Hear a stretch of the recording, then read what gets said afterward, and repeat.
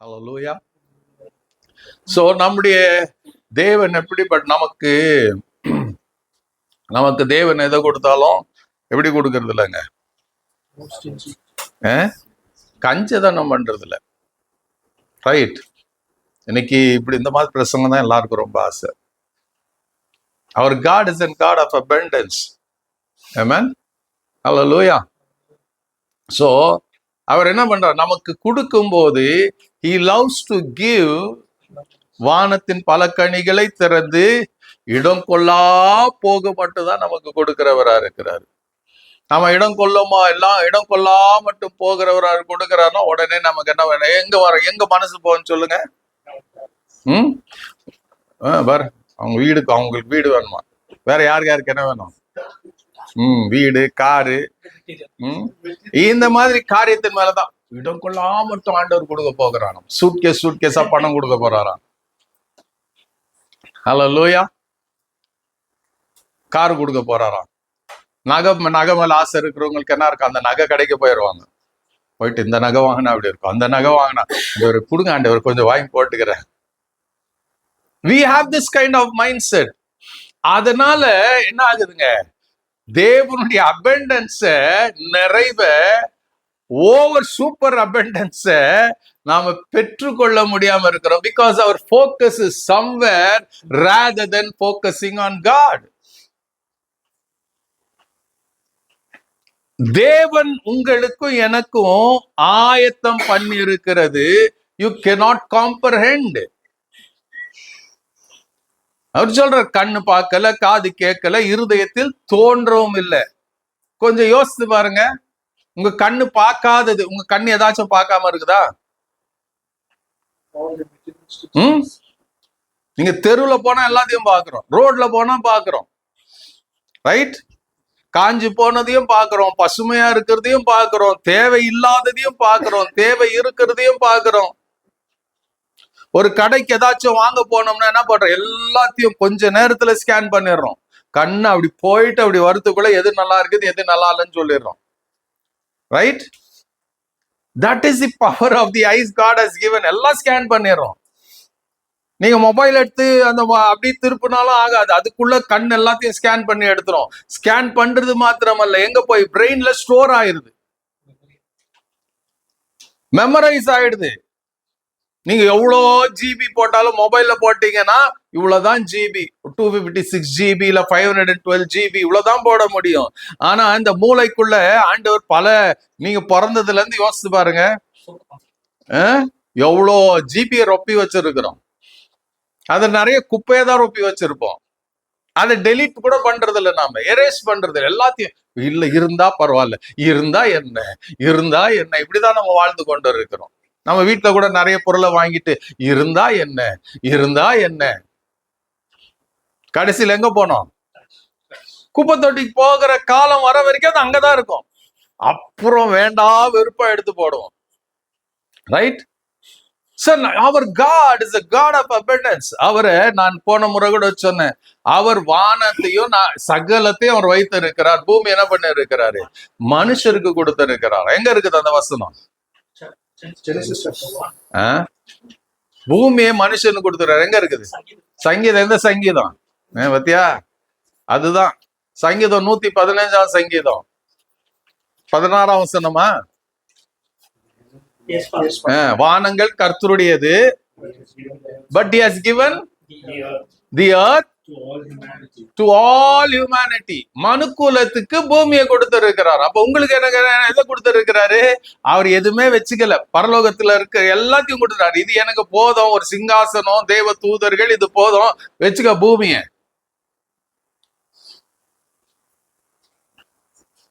ஹல்லேலூயா.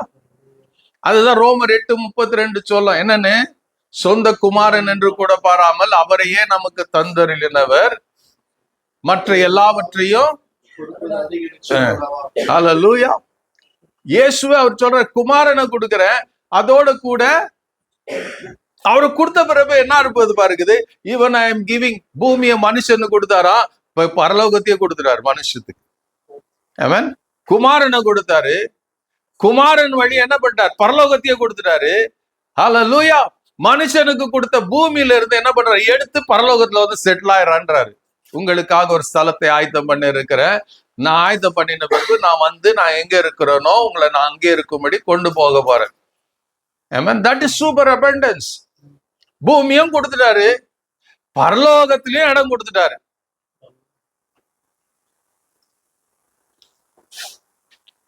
ஹல்லேலூயா. இதெல்லாம் ஆண்டவர் கொடுத்திருக்கிறாரு. பட் நாம என்ன பண்றது இல்ல, ஆண்டவர் கொடுத்தத அனுபவிக்காததுனால நிறைய மூட்டை கட்டி இருக்குது. Do you know that? நிறைய எண்ண முடியாத ஆசீர்வாதங்கள் என்ன இருக்குதுங்க, ஆண்டவர் கொடுத்துட்டாரு. எதுவுமே பரலோகத்துல வச்சுக்கல. நீங்க பிறக்கும் போதே, பிறந்து வளரும் போது, ஆண்டவர் நேத்து கூட நம்ம பார்த்தோம் இல்லையா, எரேமியாவுடைய வாழ்க்கையா இருக்கட்டும், நம்முடைய வாழ்க்கையா இருக்கட்டும், உலக தோற்றத்துக்கு முன்னே கிறிஸ்துக்குள் நம்மை தெரிந்து கொண்டார். இதுதான் பிளான், நீ தீர்க்கதரிசியா இருக்க போகிற எவ்ரி ஒன், எல்லாருக்கும் என்ன பண்றாரு, ஆண்டவர் ஒரு மாஸ்டர் பிளானை வச்சு அந்த மாஸ்டர் பிளானை கொடுத்த பிறகு, இப்போ ஜஸ்ட் யோசித்து பாருங்க, எரேமியாவுக்கு சொல்றார், நீ தீர்க்கதரிசிய ஜாதிகளுக்கு நீ தீர்க்கதரிசியா இருப்பாயின்னு. ரைட்? அவனை தீர்க்கதரிசின்னு ஆண்டவர் சொல்லிட்டாரு. அப்போ அவன் தீர்க்க தரிசனம் உரைக்கணும், அவனுக்கு என்ன வேணும்? Hallelujah. He needed God to prophesy. அவர் என்ன சொல்றார், நான் உன் வாயா இருப்பேன், நான் உன் கூட இருப்பேன், நான் சொல்லுவேன், நீ சொல்லு. அப்போ who is speaking? God. நான் சொல்றத அப்படியே சொல்லு, அவ்வளவுதான். அப்போ எரேமியாக்கு யார் தேவைப்பட்டது? தேவன் தேவைப்பட்டாரு. அந்த தேவன் என்ன சொல்றாரு, உன்னை தீர்க்கதரிசி ஆகிட்டு நீ எப்படியோ கஷ்டப்பட்டு முன்ன போயிடல. He says, now I am going to be with you. நான் உன்னோட தான் இருக்க போகிறேன், நான் உன்னோட கூட தான் நடக்க போகிறேன். So in the old, God was not residing in human being. The New Testament, after death and resurrection of Jesus Christ, after the ascension of Jesus Christ, after the Holy Spirit coming on the day of Pentecost, அப்புறம் என்ன பண்ணாரு, ஆண்டவர் சொன்னாரு, அது பழைய ஏற்பாடுலயே சொன்னதான், எரேமியால சொல்றாரு, நிறைய இடத்துல சொல்லி இருப்பாரு. ஹல்லேலூயா. இப்ப என்ன சொல்றாரு, நான் என்ன பண்ண, ஒரு நாள்ல நான் ஏதேன் தோட்டத்துல உலாவுனப்பா, மனுஷர் நடுவுல உலாவுனேன். அதுக்கு அடுத்து சொல்றாரு, நான் என்ன பண்ணேன், மோசையை கொண்டு எல்லாம் விலகி போயிட்டாங்க, ஸ்டில் ஐ வாஸ் தேர். அதுக்கு அடுத்து என்ன பண்ணேன், ஆபிரகாமை தெரிந்து கொண்டு, அதுக்கு அடுத்து என்ன, மோசையை கொண்டு என்ன பண்ண, எனக்காக நான் தங்குகிற ஒரு வாசஸ்தலத்தை உண்டு பண்ணுன்னு சொன்னேன். நான் எங்க இருந்தேங்க, என சுத்தி இஸ்ரவேல் மக்கள் 12 கோத்திரமும் ஆசரிப்பு கூடாரத்தை சுற்றி தேவன் எங்க இருந்தாரு, நடுவுல இருந்தாரு. ஹல்லேலூயா. He was in the midst.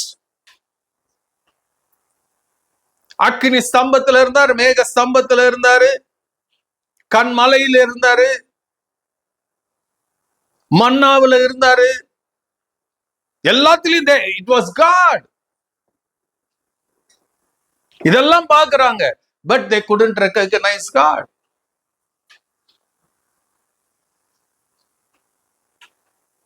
ஹல்லேலூயா. அதுக்கு அடுத்து என்ன பண்றாருங்க, சாலோமோனை கொண்டு ஒரு தேவ ஆலயத்தை கட்டினாரு. அவர் சொல்றாரு, he was forced to come and stay in the temple. அவர் ஃபோர்ஸ் பண்ணாங்க. தாவீது ஆசைப்பட்டான், அவர் சொல்றார், நீ வேணா, உன் மகனை கொண்டு நான் கட்டிக்கிறேன். அவர் சொல்றார், ஹல்லேலூயா, என் கண்ணு திறந்தவை, என் காது கேட்கிறதாயும் இருக்கும். ஆமென். ஹல்லேலூயா. அதெல்லாம், பட் நத்திங் வாஸ் பெர்மனன்ட். சீலோவுல ஆசரிப்பு கூடாரத்தை கட்டினாங்க, வனாந்தரத்துல கட்டினாங்க, அடிக்கடி அது பிச்சுட்டு போனோம். சீலோவுல கட்டினாங்க, அது பல வருஷம் இருந்தது. அதுக்கப்புறம் என்ன ஆச்சுங்க, அதுவும் சிறைப்படுத்தப்பட்டு போச்சு, நாசமாயிருச்சு. சாலோமோன் கட்டின ஆலயம் இருந்துச்சு, அதுவும் நாசமா போச்சு. ஹல்லேலூயா. அதுக்கப்புறம் ஏரோது நாட்கள்ல, அப்புறம் எஸ்ராவுடைய நாட்கள்ல ரிப்பேர் பண்ணாங்க, அதுவும் போச்சு. நெஹேமியாவோட நாட்கள்ல ரிப்பேர் பண்ணாங்க, அதுவும் போச்சு. அதுக்கப்புறம் ஏரோதுடைய நாட்கள்ல கட்டினாங்க, அதுவும் போச்சு. இப்போ எருசலேம்ல என்ன இல்லைங்க, தேவ ஆலயம் இல்லை. இப்ப கட்ட முயற்சிக்கிறாங்க, 4th டெம்பிள்ன்றாங்க. ரைட். இப்போ அத ஒழிஞ்சு போன பிறகு ஆண்டவர் சொல்றாரு, என்ன சொன்னாரு, அதெல்லாம் ஆண்டவர் ஏசாயாலே சொல்லிட்டாரு. அவரு, வானம் எனக்கு சிங்காசனம், பூமி எனக்கு பாதபடியா இருக்குது. நான் என்ன பண்ண, நான் தங்குகிற ஆலயம் எப்படிப்பட்டது? நீங்க will you able to build me a temple of that stature? எனக்கு ஏற்ற ஒரு ஆலயத்தை நீங்க கட்ட முடியுமா? ஹல்லேலூயா. அப்போ அங்க சொல்லாம ஒரு காரியத்தை சொல்ற, நான் எங்க இருப்பேன்னா, யார நேசிப்பேன்னா, என் வசனத்துக்கு இருதயத்துல நொறுங்குண்டு என் வசனத்தை நடுங்குகிறவனே நோக்கி பார்ப்பேன். சங்கீதம் 51 சொல்ல, நறுங்குண்டதும் நொறுங்குண்டதுமான இருதயத்தை அவர் புறக்கணியார். ஆமென். ஹல்லேலூயா. இதெல்லாம் பார்த்து ஒரு ஆண்டவர் சொன்ன, இறைமையில படிச்சீங்கன்னா, அந்த காலம் வரும், அப்போ நான் என்ன பண்ணுவேன், நான் உங்களுக்குள்ள இருக்க போகிறேன், இதெல்லாம் சொல்றார். அப்புறம் புதிய ஏற்பாடுல வந்த உடனே இயேசு சொல்லுவார், என்னன்னு, நான் பிதாவை வேண்டிக் கொள்ளுவேன், அப்பொழுது என்றென்றைக்கு உங்களுடனே கூட இருக்க வேறு தேற்றரவாளனாகிய சத்திய ஆவியானவர் வருவார். அப்போ அவர் உங்களோடும் உங்களுக்குள்ள இருப்பாரு. அவரை ஒருத்தரும் அறிய மாட்டா அவங்க, அவர் உங்களோட இருக்கிற அவங்கள அறிவீர்கள். ஹல்லேலூயா. அது முடிஞ்ச அப்படின்னா பவுல் வரார். பவுல் வந்து சொல்லார், உங்களுக்கு தெரியுமா, நீங்களே ஜீவனுள்ள தேவனுடைய ஆலயமா இருக்கிறீங்க. You are the temple of the Holy Spirit. 1 கொரிந்தியர் 3ஆம் அதிகாரம் 16ஆம் வசனம் 17ஆம் வசனம், 1 கொரிந்தியர் 6ஆம் அதிகாரம் 18 19ஆம் வசனம், 2 கொரிந்தியர் 6ஆம் அதிகாரம் 16 17 18ஆம் வசனம், இதெல்லாம் என்ன சொல்லுதுங்க, it talks about you being the temple of the Holy Ghost. ரெவலேஷன்ல சொல்லுவாரு, நான் மனுஷர் நடுவுல வாசம் பண்ண போகிறேன். I want to live, மனுஷர் மத்தியில நான் வாசம் பண்ணுகிறேன் அவர் சொல்லுவார். என்னுடைய my tabernacle is in the midst of men. ஆண்டவர் என்ன பண்றாருங்க, நம்மோட கூட இருக்கிறாரு. ஹல்லேலூயா. அவர் நம்ம விட்டு போனது போல தோணும், அவர் போக மாட்டாரு. ஹல்லேலூயா. எம்மாவூருக்கு போகும்போது 2 பேரும் என்ன பண்றா, பேசினே போறாரு இயேசு. அவங்கள என்ன பார்த்து சொல்றாரு, அவங்கள பார்த்து ஒரு வார்த்தை சொல்லுவார் இயேசு, அப்படியே பேசினா போவார். இயேசு நடுவுல என்ன பண்ணுவாரு, அவருடைய தீர்க்க தரிசனத்தை எல்லாம் மோசே தொடங்கி எல்லாத்தையும் அந்த 6 கிலோமீட்டர் போறதுக்குள்ள 6-7 மைல் போறதுக்குள்ள அவ்வளவு காரியத்தை சொல்லிடுறாரு இயேசு. என்ன சொல்றாரு, மந்தைய இருதயம் உள்ளவர்களே, என்ன சொல்றாரு, தமிழ்ல என்ன சொல்லுதுங்க, லூக்கா 24:25.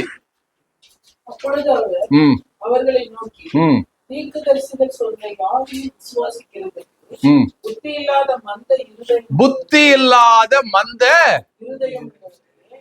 மந்த இருதயம் உள்ளவர்களே. அப்போ இன்னைக்கு பிரச்சனை சொல்லுங்க, வசனத்துல பிரச்சனை கிடையாது, தேவன்கிட்ட பிரச்சனை கிடையாது, உங்களுக்கு எனக்கு ஒரு பிரச்சனை இருக்குது. என்னதுங்க, புத்தி இல்லாத மந்த இருதயம் உள்ளவர்களாக இருக்கிறோம். அதனாலதான் என்ன பண்றாங்க, இயேசு என்ன பண்ணல, இவ்வளவு சொல்லிட்டு போறாரு, இவங்க என்ன பண்ண, ஒன்னும் தெரியல. 3.5 வருஷம் கூட இருந்து எல்லாத்தையும் பார்த்தாங்க, எல்லாம் தெரிஞ்சாங்க. ஸ்டில் அவர் சொல்லுவான், கீழேயப்பா சொல்லுவான், அவர் தான் இஸ்ரவேலை ரட்சிக்கிறவருன்னு நினைச்சிருந்தோம். அவன் என்ன சொல்றான், திடீர்னு செத்துட்டாரு, என் நம்பிக்கை போச்சு. ரைட், அவர் ஹோப் வெண்ட், அவர் ஹோப் டைட். என்ன பண்றதுன்னு தெரியல. உடனே இயேசு அதுக்கப்புறம் தான் இதெல்லாம் சொல்றாரு. அதுக்கப்புறம் என்ன ஆகுதுங்க, அப்படியே போறாங்க, அவங்க வீடு வந்துடுது. வீடு வந்த உடனே இயேசு என்ன பண்ணாருங்க, ஆக்டிங் பண்ணாராம். எப்படி, என்ன ஆக்டிங் பண்ணாரு, அப்படியே விலகி போகிறது போல ஒரு ஸ்டண்ட் காட்டினார் இயேசு. நம்ம கூட இது நான் ரொம்ப நம்ப பண்ணும். ரொம்ப பசி எடுத்தாலும் இல்ல வேணாங்க, இல்லைங்கள வேணாங்க பண்றோமா இல்லையா? ஆனா போட்டுட்டா சாப்பிட்டுருவோம்.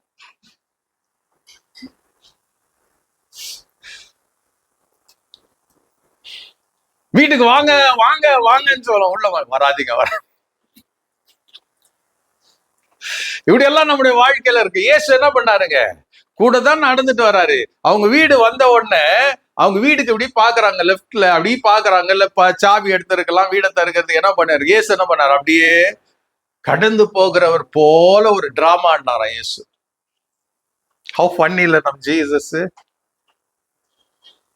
அவர் அப்படியே கடந்து உடனே இவங்க ஐயோ போகாதீங்க இயேசு, என்ன பண்ணாதீங்க, பிளீஸ் பிளீஸ் பிளீஸ், லேட் ஆயிடுச்சு, வந்து சாப்பிட்டுட்டு போயிருங்க. வற்புறுத்தினாங்களாம் இயேசுவ. வற்புறுத்ததுனால ஒரு வீட்டுக்குள்ள போயிட்டாரு. வீட்டுக்குள்ள போயிட்டு என்ன பண்ணாரு, பந்தீர் அதுக்குள்ள எப்படி ரெடி பண்ணாங்களே, இல்ல இங்க இருந்து எருசலேமிலேயே எம்மாவுக்கு தூக்கின்னு போனாங்களோ தெரியாது, இல்ல அங்க போய் கிளையப்போட மனைவி ரெடி பண்ணாலும் தெரியாது. ஏன்னா அவங்க இது வரைக்கும் அவங்க வீட்டை பூட்டிட்டு இருந்தாங்க. அது வீடு எப்படி இருந்துச்சுன்னு கூட தெரியாது, தூசியா இருந்துச்சா என்னன்னு தெரியாது. பட் ஏதோ ஒன்னு ஏசு உள்ள வந்துட்டாரு. ஒரு வாரம் வீட்டை பூட்டி வச்சுட்டு என்ன பண்ணுவோம், வீட்டுக்கு போய் சமையல் பண்ணுவோம், வீடை சுத்தம் பண்ணுவோம், பெருக்குவோம். டஸ்ட் எல்லாம் இருக்குது, நமக்குள்ள ஏன் தான் போனோமோ, எதுக்கு தான் இப்படி திட்டிக்கினே ஏதோ ஒன்று பண்றோம்னு வச்சுக்கோங்க. முதல்ல இதை முடிச்சுட்டு தான் சமையல் பண்ணுவோம். அப்ப அந்த நாட்கள்ல எப்படி கண்டிஷன் இருந்ததுன்னு தெரியாது. பட் இயேசு இன்வைட் பண்றாங்க, உடனே சமையல் ஆகுது. இயேசுக்கு அப்பத்தை வைக்கிறாங்க, இயேசு பிட்கிறாரு. பிட்கும் போதுதான் அவங்க கண்ணு திறக்கப்படுகிறது. அவர் மறைஞ்சு போகிறார். உடனே அவர் தான் இயேசு தெரிஞ்சுக்கிறாங்க. உடனே என்ன பண்றாங்க, அந்த ராத்திரியிலேயே they began to travel. இன்னைக்கு இருக்கிற காலம் போல அன்னைக்கு எல்லாமே மேடு பள்ளம் இப்படி ஏறி ஏறி இறங்கணும். It will take hours to get அந்த 6-7 மைல் போகிறது. இப்போ நான் எதுக்கு சொல்றேன்னா, நிறைய நேரத்துல கூட தான் வருவாரு. இது வரைக்கும் அவங்க சொல்றாங்க, அவர் பேசும்போது நமக்குள்ள அக்கினி எரிந்து கொண்டு இருக்கு இல்லையா.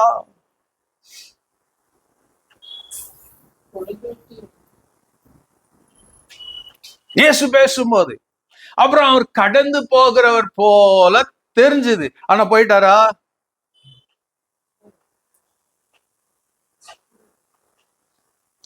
பரிசுத்த ஆவியானவரை நீங்களே வேணான்னு ஒதுக்கும் போது, எப்படி ஒதுக்குறது பரிசுத்த ஆவியானவரை?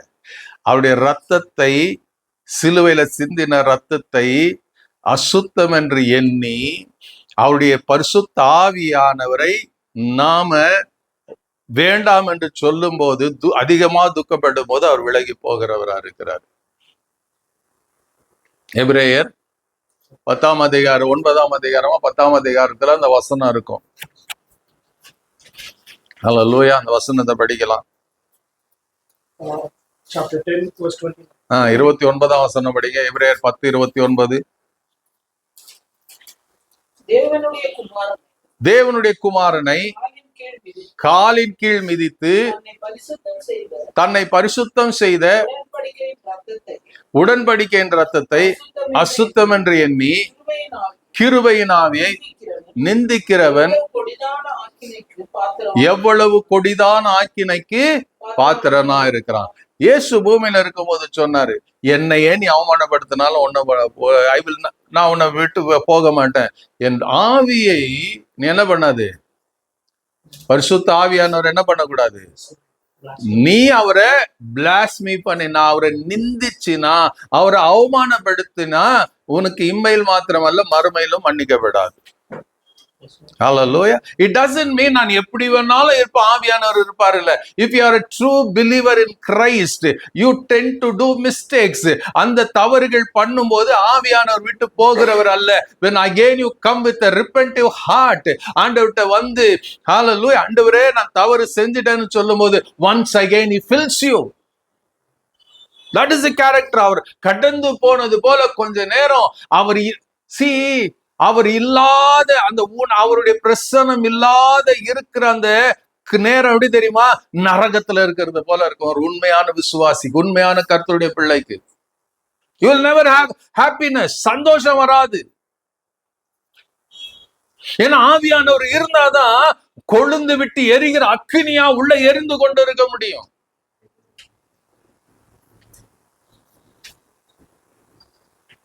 ட்ரூ பிலீவருக்கு நான் சொல்றேன், எல்லாருக்கும் சொல்லல நான்.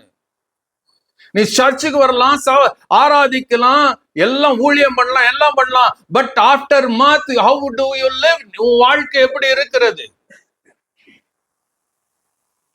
உன் அறை வீட்டுக்குள்ள எப்படி இருக்கிற? உன் வெளியில எப்படி இருக்கிற? ஹல்லேலூயா. எத்தனையோ பேர் நான் பார்த்து இருக்கிறேன், சர்ச்சுக்கு போவாங்க, அடுத்து பார்ல இருப்பாங்க. Do you think God is happy?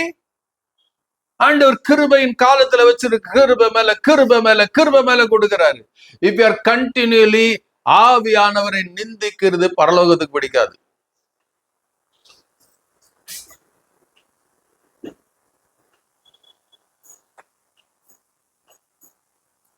ஆவியானவர் நம்ம விட்டு விலகி போயிட்டார்னா, ஒன்ஸ் போனார்னா திரும்பி வருவது கூடாத காரியம். இயேசு வந்துருவாரு. Amen. Hallelujah. But Holy Spirit, ஜாக்கிரதையா இருக்கணும். நாம பாவம் பண்ணும், அதான் பைபிள் சொல்லுது, உங்க மீட்கப்படும் நாளுக்கு என்று முத்திரையாய் பெற்ற பரிசுத்த ஆவியானவரை நீங்க துக்கப்படுத்தாதிருங்கள். அப்போ துக்கப்படுத்துறோம். துக்கப்படுத்தாதவங்க யாருன்னா இருக்கிறீங்களா? பரிசுத்த ஆவியானவரை எல்லாம் துக்கப்படுத்தி இருக்கிறோம், still துக்கப்படுத்துறோம். When you every time you disobey God's word, நீங்க ஆவியானவரை துக்கப்படுத்துறீங்க. பிள்ளைங்க பெற்றோர்களுக்கு கீழ்ப்படியாம போனா ஆவியானவரை துக்கப்படுத்துறீங்க. உங்க அப்பா அம்மாவே துக்கப்பட்டா ஆவியானவர் துக்கப்பட மாட்டாரா?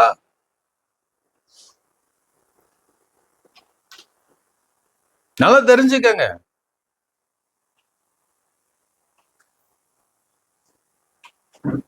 ஆவியான மீட்கப்படும் நாளுக்கென்று முத்திரையாக பெற்ற பரிசுத்த ஆவியானவரை துக்கப்படுத்தாதீங்க. நாம பேசுகிற ஒவ்வொரு தவறான வார்த்தையும் கோபத்தோட பேசுகிறது, எரிச்சலோட பேசுகிறது, வெறுப்போட பேசுகிற வார்த்தைகள், do you think it will please God?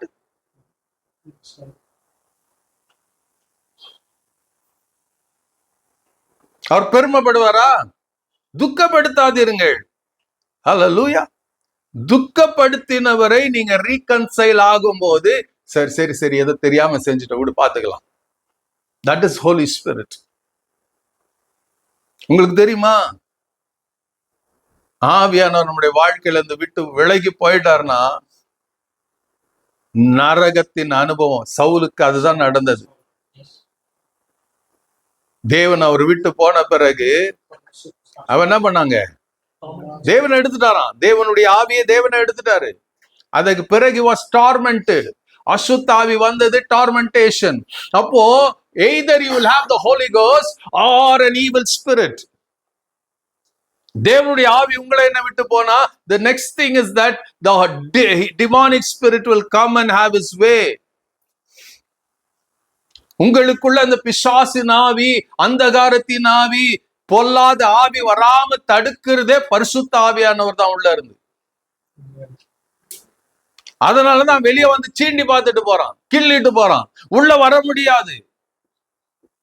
Not because you are someone ரொம்ப பெரிய கிரேட் கிடையாது. It is because God living in you.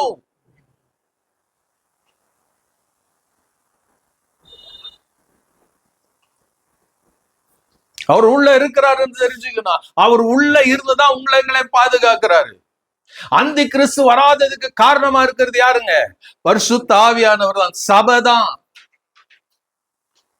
சபை எடுத்துக்கொண்ட பிறகு அவன் வருவான்.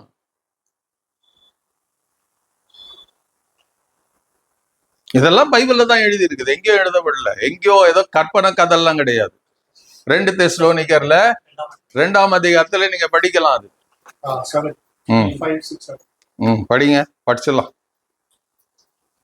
2 தெசலோனிக்கர் 2ஆம் அதிகாரம். நான் உங்களிடத்தில் இருந்தபோது இவைகளை சொன்னது உங்களுக்கு ஞாபகம் இல்லையா? அவன் தன் காலத்திலே வெளிப்படும்படி. அவன் தன் காலத்துல வெளிப்படும்படி. யாரு? அந்தி கிறிஸ்து தன் காலத்தில் வெளிப்படும்படிக்கு இப்பொழுது அவனை தடை செய்கிறது இன்னதென்றும் அறிந்திருக்கிறீர்களே. இப்பொழுது அவன் வெளிப்படுவதற்கு ஏதோ ஒரு தடை இருக்குது. தடை செய்கிறது இன்னதென்று நீங்க அறிந்திருக்கிறீங்க. You know it. அன்னைக்கு இருந்த திருச்சபைக்கு தெரிஞ்சிருந்துச்சுங்க. பவுலுடைய விளக்கி இருந்தார். இன்னைக்கு இருக்கிற திருச்சபைக்கு தெரியல. என்ன சொல்றாரு? தடை பண்ணுவது அறிந்திருக்கிறீர்களே. அக்கிரமத்தின் ரகசியம் இப்பொழுது கிரியை செய்கிறது. ஆனாலும் தடை செய்கிறவன் நடுவிலிருந்து நீக்கப்படும் போது அது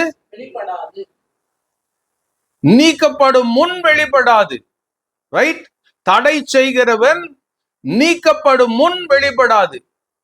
தடை செய்கிறவன் unless and until he is removed, இந்த அக்கிரம செய்க வெளிப்படா. இன்னைக்கு உலகம் எங்கும் அக்கிரமம் அதிகமா இருக்குதா? நம்ம ஜெபம் பண்றோம், ஐயோ ஆண்டவர் அங்க நடந்துச்சு, பாலியல் துன்பம் பண்றாங்க, சின்ன பிள்ளைங்களை கூட விட மாட்டேன்றாங்க, இத பண்றாங்க. அதோடைய அர்த்தம் நாங்க அக்கிரமத்தின் செய்கை it is already there on this earth.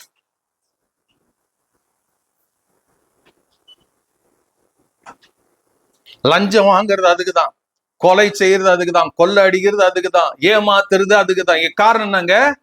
அக்கிரமத்தின் காரியம் பூமியில அக்கிரமம் செய்ய ஒருவன் தூண்டி கொண்டு இருக்கிறான். நாம என்ன பண்றோம்? உடனே கோபம் வருது, திட்டுறோம்.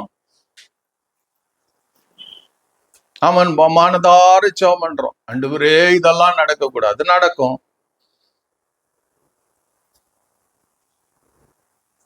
அது நடக்காம இருக்கணும்னா ஆவில நிரம்பி வாழ்கிற அனுபவத்துக்குள்ள நீங்களும் நானும் வரணும். There is no one could challenge that evil things except the power of the Holy Ghost.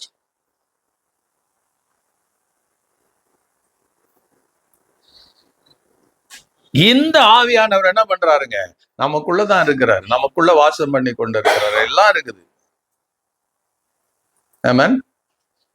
ஹல்லேலூயா. அவர் தான் என்ன பண்றாருங்க? தேவன் ஆயத்தம் பண்ணினதை நான் ஏற்கனவே சொன்னேன். எங்க இருக்குது அந்த வசனம்? எந்த வசனம் சொல்லுங்க. அதெல்லாம் மனப்பாடமா தெரிஞ்சிருக்கணும். 1 கொரிந்தியர் 2ஆம் அதிகாரம் 9ஆம் வசனம், 10ஆம் வசனம், 11ஆம் வசனம், 12ஆம் வசனம், இதெல்லாம் தெரிஞ்சிருக்கணும். தேவனிடத்தில் அன்பு கூறுகிறவர்களுக்கு தேவன் ஆயத்தம் பண்ணினவைகளை கண் காணவும் இல்லை, காது கேட்கவும் இல்லை, மனுஷருடைய தோன்றவும் இல்லை, நமக்கும் அவைகளை என்ன பண்ணாரா? யார் வெளிப்படுத்திந்து? வசனத்தை சரியா படிங்க. நமக்கோ தேவன் ஆயத்தம் பண்ணினதை நமக்கோ தேவன் என்ன பண்றாரா? அவருடைய ஆவியினாலதான் வெளிப்படுத்துற. ஆவியானவர் இல்லாம நோ ரகசியம் வெளிப்படும்.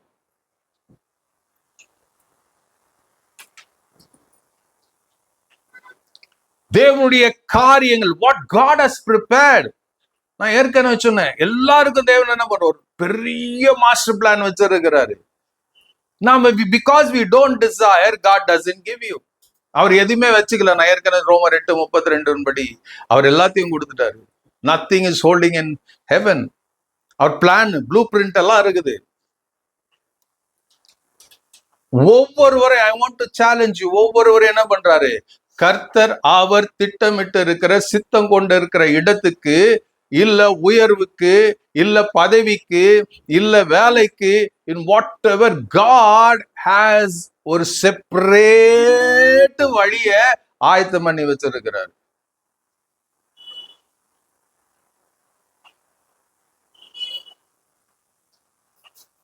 அதுக்கு ஒரே ஒரு கிரைட்டீரியா, ஒரே ஒரு காரியத்தை தான் சொல்றார். என்னன்னு? தேவன் ஆயுதம் பண்ணினதை ஆவியானவர் வெளிப்படுத்தணும். ஒன்னே ஒண்ணுதான் நீங்களும் நானும் செய்யணும். என்ன சொல்லுங்க?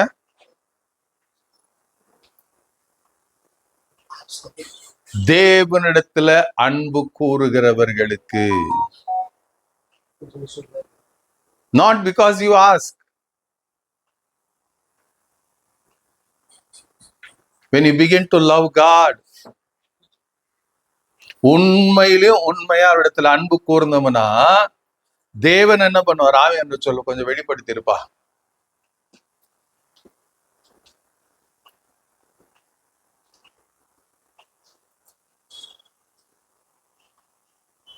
தேவனிடத்தில் அன்பு கூறுகிறவர்களுக்கு, not to everyone. So God has abundance of ஒவ்வொரு கர்த்தருடைய பிள்ளைக்கு ஆண்டவர் ஏதோ ஸ்டிஞ்சியா கொடுத்து வச்சில்ல. ஹல்லேலூயா. ஏசாயா 45ஆம் அதிகாரத்துல படிச்சீங்கன்னா அங்க கோரேஸ் ராஜா குறிச்சு சொல்லுவாரு.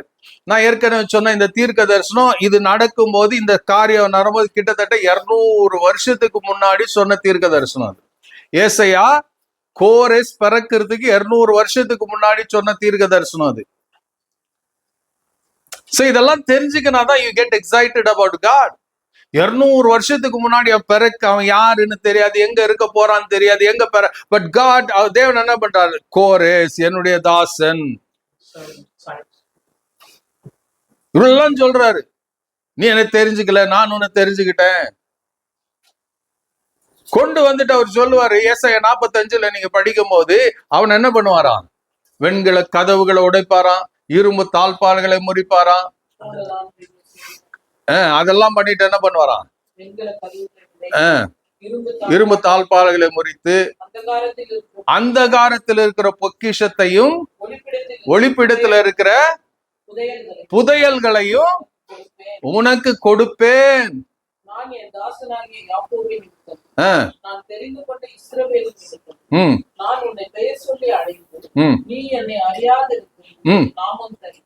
Amen. சோ இது உங்களோட வச்சு கம்பேர் பண்ணி பாருங்க.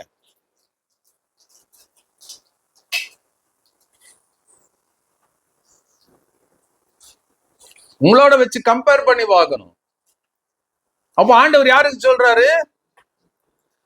The still unborn, unconceived.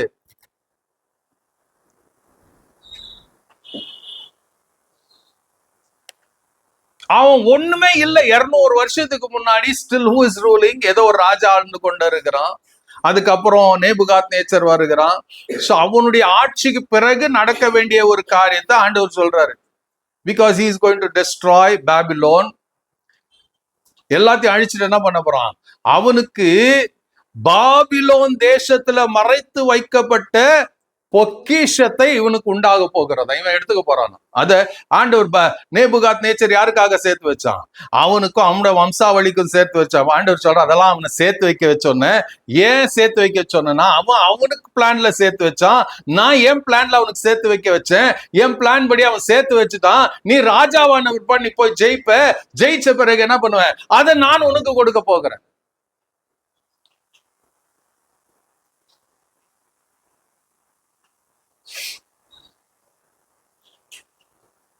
அந்த மறைவுல இருக்கிறத தேவன் யார் பண்ணாரு? இதெல்லாம் யார் ஆயத்தம் பண்ணினது? கோரேசா? தேவன் யாரை கொண்டு வேணாலும் எப்படி வேணாலும் செய்யலாம்.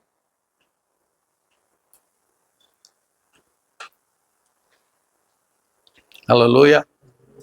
நீங்க ஏசாயா 60, ஏசாயா 61 எல்லாம் படிங்க. ஆமென். அது ஆண்டவர் கொடுக்கிறாராம். எப்போ?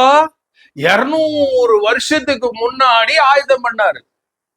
கோரேஸ் வரும்போது அந்த தீர்க்க தரிசனம் 250 இயர்ஸ் ஆயிடுச்சு. when கோரேஸ் அந்த டிகிரி பண்றான், நீங்க போங்கப்பா எல்லாரும், go build a temple ன்னு சொல்லும் போது 250 இயர்ஸ். அப்போ தேவன் calendar எழுதிட்டாரு. it was there in the calendar. 250 இயர்ஸா கரெக்டா பிறக்கிறான், போறான். அவனுடைய யுத்த God designed the battle for Cyrus. It was not designed by Cyrus or the army. God designed that war by Cyrus. Hallelujah. அது ஒரு பெரிய ஹிஸ்டரி இருக்குது. அது இப்பெல்லாம் சொல்றதுக்கு நமக்கு நேரம் இல்லை. 5 நிமிஷத்துல முடிக்கணும். ஆமென். எப்படி சைரஸ் உள்ள போனா, அது எப்படி இரும்பு தாழ்பார்கள், வெண்கல கதவு, அதெல்லாம் இட் இஸ் பிக் ஹிஸ்டரி. ஆமென். ஹல்லேலூயா. அப்போ தேவன் யாருக்கு ஆயுதம் பண்ணாரு? கோரேசுக்கு ஆயுதம் பண்ணாரு. அவன் தேவனுடைய இந்த மகிமைகளை பார்த்தவன் தான் என்ன பண்றான்? தேவன் எனக்கு சொன்னார், போங்க போங்க போங்க போங்க, யாரெல்லாம் போகணுமோ போறங்க, யாரெல்லாம் ஏவப்படுகிறீங்களோ போங்க. So இது God has planned and meticulously executed our plan. அப்போ உங்க வாழ்க்கையில என் வாழ்க்கையில அவர் என்ன பண்ணாரு? அவர் எக்ஸிபிட் பண்ணுவாரா பண்ண மாட்டாரா? அப்போ தேவன் ஆயுதம் பண்ணினவைகள் எல்லாம் ஆண்டவர் எக்ஸிபிட் பண்ணுவாரா பண்ண மாட்டாரா? அப்போ யாரை கொண்டு எக்ஸிபிட் பண்ணுவாரு? பரிசுத்த ஆவியானவரை கொண்டு. அவர் நமக்கு பரிசுத்த ஆவியானவர் வெளிப்படுத்தணும்னா என்ன பண்ணணும்? நீங்களும் நானும் you have to love God. ஏன் லவ் பண்ணா? அவர் பைபிள் சொல்லும், 1 யோவான்ல படிச்சீங்கன்னா, அவர் நம்ம இடத்துல அன்பு கூர்ந்ததுனால மறுபடியும் நாம் அவரிடத்துல அன்பு கூறணுமா. ஹல்லேலூயா. 1 யோவான் 3ஆம் அதிகாரம் 1ஆம் வசனம், 1 யோவான் 4ஆம் அதிகாரம் 10ஆம் வசனம், ஐ திங்க் 9, 10, 11, 4th chapter படிங்க.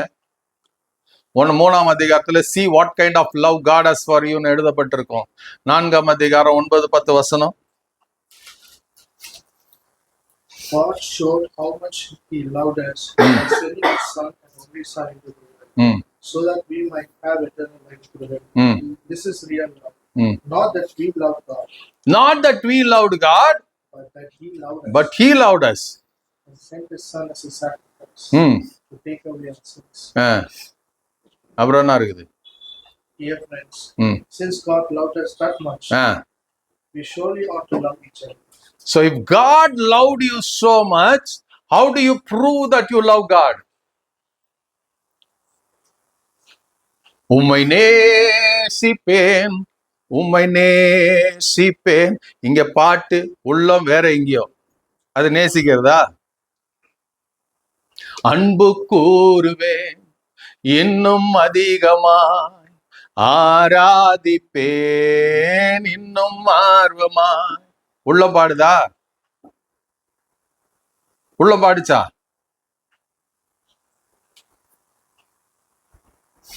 Did your heart sing? Did your soul sing with your mouth? உங்க every part of being பாட்டு பாடலன்னா that is not true worship. உன் உதட்டு பாடுச்சுன்னா உள்ளமும் பாடணும்.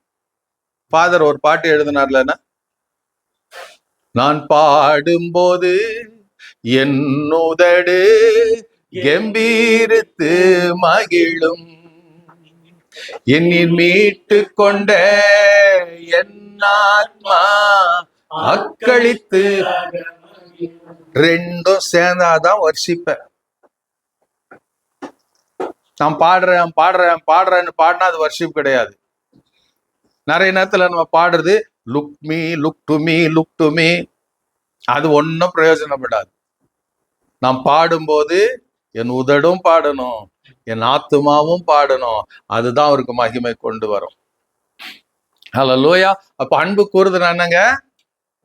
அந்த வசனத்தை படிங்க. 1 யோவான்ல 4ஆம் அதிகாரத்துல கடைசி வசனம் படிச்சது. Dear friends, since God loved us that much, we surely ought to love each other. தமிழ்ல 4:11. பிரியமானவர்களே, தேவன் எவ்விதமாய் நம்மிடத்தில் அன்பு கூர்ந்திருக்க, நாமும் ஒருவரிடத்தில் ஒருவர் அன்பு கூற கடனாளிகளாய் இருக்கிறோம். என்னவா இருக்கிறோம்? We have to love.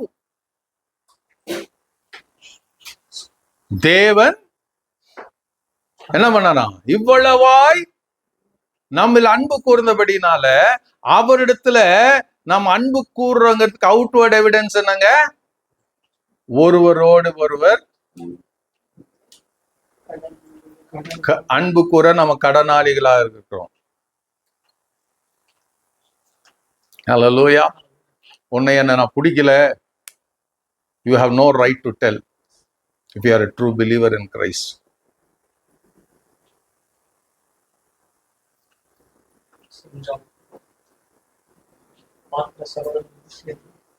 அதான் சொல்ல, காண்கிற சகோதரனை நேசிக்க காணாத தேவன் எங்க நேசிக்க போகிற. It's a lie. நாம இதெல்லாம் வசனம் எழுதி இருக்குது, right? we have to adapt to these scriptures. நாம அதன்படி வாழும்போது தென் ஆண்டவருடைய abundance என்ன சொல்லுங்க, கோரேசுக்கு சொன்னது போல abundance. நான் abundance பத்தி ஆரம்பிச்சேன், இன்னும் ஆரம்பிக்கவே இல்லை. ஸ்டில் ஒண்ணுமே ஸ்டார்ட் பண்ணல.